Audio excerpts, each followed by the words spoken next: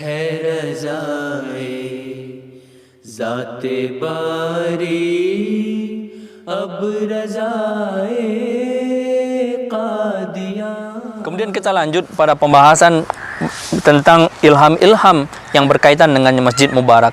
Jadi Hazrat Masih Maud SAW mendapatkan banyak ilham-ilham yang berkaitan dengan Masjid Mubarak ini atau Baitul Zikr ini. Dan antaranya saya akan sampaikan di sini.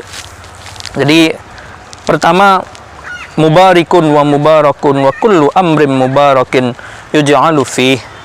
Di masjid ini pemberi berkat dan diberkati, dan segala sesuatu yang dilakukan di dalamnya diberkati.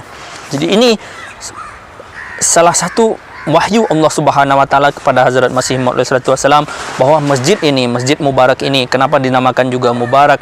Karena masjid ini sudah diberkati oleh Allah Subhanahu wa taala. Kemudian Hazrat Masih Maud SAW mendapatkan 5 kali ilham berkaitan dengan Masjid Mubarak ini yang isinya fihi barakatul linnas wa man dakhalahu kana aminan. Di dalamnya ada keberkatan-keberkatan bagi manusia. Barang siapa yang memasukinya, maka dia akan merasakan ketentraman.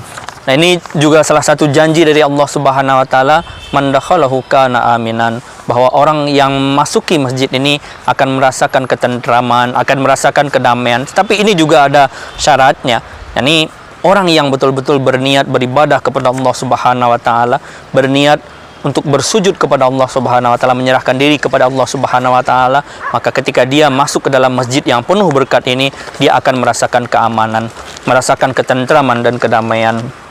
Kemudian berkaitan dengan Masjid Mubarak ini, Hazrat Muslih Maud radhiyallahu ta'ala anhu pernah menyampaikan di dalam sebuah tulisannya, sebuah khutbahnya, bahwa tempat ini, yakni Masjid Mubarak ini adalah tempat yang berberkat, tempat yang diberkati, dan di situ apapun yang dilakukan di tempat ini, di Masjid Mubarak ini juga akan penuh dengan berkat, juga akan menjadi mubarak, juga akan diberkati. Jadi sujud yang dilaksanakan di Masjid Mubarak ini juga akan menjadi sujud yang mubarak, menjadi sujud yang diberkati. Tasyahud yang dilaksanakan di masjid ini juga akan menjadi tasyahud yang mubarak. Kemudian salam yang dikerjakan di masjid ini akan menjadi salam yang mubarak. Takbir yang dikerjakan yang dibaca di masjid ini akan menjadi takbir yang mubarak. Doa-doa yang dipanjatkan di dalam masjid ini akan menjadi doa-doa yang mubarak. Solat yang dilaksanakan di masjid ini akan menjadi solat yang mubarak. Pendeknya, segala sesuatu yang dikerjakan di dalam masjid ini yang dengan niat kebaikan akan menjadi mubarak, akan menjadi diberkati, menjadi sarana untuk memperoleh keberkatan.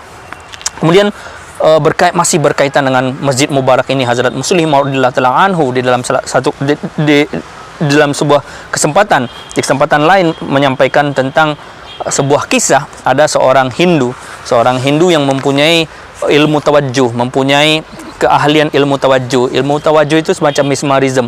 Jadi mencoba memasukkan tawajuh kepada orang lain, kemudian mempengaruhinya untuk melakukan sesuatu yang dikehendaki oleh yang memiliki ilmu itu tadi. Nah, ini ada ilmunya seperti itu. Nah, dia dengan orang-orang, sengaja mengajak orang-orang datang ke kadian, mengunjungi Hazrat Masih Maud SAW di Masjid Mubarak.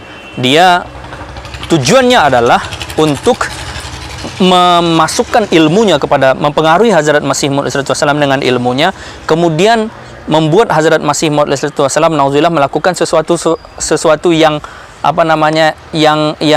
yang buruk, sesuatu yang dia inginkan gitu, sesuatu yang mempermalukan diri beliau alaihissalam sendiri di dalam masjid. Jadi dia ingin melakukan itu, ingin mempengaruhi Hazrat Masih Maud SAW supaya melakukan suatu kebodohan, suatu hal-hal yang bodoh begitu di dalam masjid ini, dalam Masjid Mubarak, supaya orang-orang melihat bahwa oh, Hazrat Mirza Sahib melakukan hal ini, melakukan hal itu dan sebagainya. Nah, makanya pendeknya orang ini datang ke Masjid Mubarak dengan orang-orang, banyak orang. Ketika itu Hazrat Masih Maud SAW dengan para sahabatnya sedang menyampaikan sesuatu kepada para sahabatnya, sedang berbincang-bincang dengan para sahabat, menyampaikan talim dan tarbiyatnya. Nah, dia datang, dia awalnya berusaha mempengaruhi Hazrat Masih Maud SAW dengan ilmu tawajjuhnya itu. Kemudian dia seketika itu dia gemetaran. Kemudian dia mengumpulkan lagi kekuatannya itu, mencoba lagi memasukkan ilmunya, pengaruhnya kepada Hazrat Masih Maud sallallahu alaihi wasallam. Kemudian dia merasakan lagi berteriak begitu. Dia berteriak ketakutan. Wah, ada apa ini? Orang-orang jadi heran, ada apa ini dengan orang ini?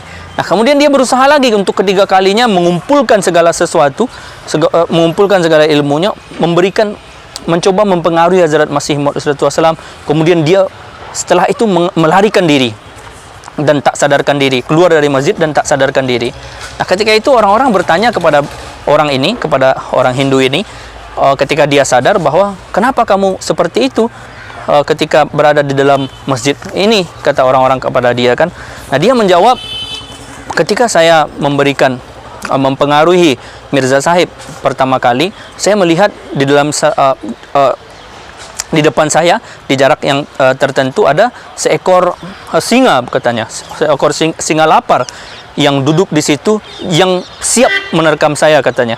Jadi ketika itu saya gemetaran, kata orang-orang Hindu ini. Kemudian saya mencoba meyakinkan diri saya bahwa ini hanya khayalan saya saja, ini hanya pikiran saya saja. Nah, saya mencoba mengumpulkan lagi keberanian saya, ilmu saya, mencoba memasukkan lagi tawajuh kepada Mirza Sahib, mencoba mempengaruhi lagi Mirza Sahib. Kemudian singa itu semakin mendekat, membuat saya bertambah takut, katanya, berteriak dan sebagainya. Tetapi saya mencoba mempengaruhi diri saya lagi, mencoba meyakinkan diri saya lagi bahwa ini hanya bayangan, ini hanya khayalan saya saja. Nah, ketika itu saya mencoba mengumpulkan segala kekuatan saya, segala keberanian yang ada, dan mencoba mempengaruhi Mirza Sahib lagi untuk ketiga kalinya. Nah, ketika saya melakukan itu, singa tadi itu menyerang saya, siap untuk menerkam saya. Nah, ketika itu saya sudah melarikan diri dan tidak sadarkan diri lagi karena ketakutan. Jadi inilah bagaimana Allah Subhanahu wa taala kepada orang yang seperti itu juga memperlihatkan kasyafnya di Masjid Mubarak ini. Jadi dia mencoba untuk mempengaruhi Hazrat Masih Maud sallallahu alaihi wasallam dengan ilmunya, tetapi Hazrat Masih Maud sallallahu alaihi wasallam seorang yang dari Allah Subhanahu wa taala memiliki kerohanian yang begitu tinggi. Seorang Nabi Allah Subhanahu wa taala tidak akan mempan dengan ilmu-ilmu seperti itu. Bahkan kembali ilmu-ilmu seperti itu justru menyerang orang yang mencoba menyerang Hazrat Masih Maud sallallahu alaihi wasallam. Nah, ini juga kita pernah saksikan ketika kita baca riwayat tentang bagaimana Rasulullah SAW meminta hutang kepada Abu Jahal, memintakan hutang orang yang mengadu kepada beliau, kepada Abu Jahal. Abu Jahal melihat di belakang Rasulullah SAW ada 2 unta yang siap menerkam. Nah, ini juga pemandangan kasyaf-kasyaf seperti ini juga biasa diperlihatkan oleh Allah Subhanahu wa taala kepada orang-orang yang berniat buruk sekalipun. Jadi Hazrat Muslim Maud radhiyallahu anhu menyampaikan bahwa setelah kejadian itu, orang ini kemudian beriman kepada Hazrat Masih Maud sallallahu alaihi wasallam, mempunyai etikad kepada Hazrat Masih Maud sallallahu alaihi wasallam, menjadi murid beliau dan biasa mengirimkan surat-surat juga kepada Hazrat Masih Maud sallallahu alaihi wasallam. Nah, ini membuktikan kebenaran Hazrat Masih Maud sallallahu alaihi wasallam itu sendiri. Kemudian kita lanjut ke satu ruangan yang juga berberkat yang ada di Masjid Mubarak ini, di samping Masjid Mubarak ini, yang disebut dengan Cinta wala Kamrah. Jadi kamar di mana tinta. Jadi kamar tempat tinta Allah Subhanahu wa taala turun gitu.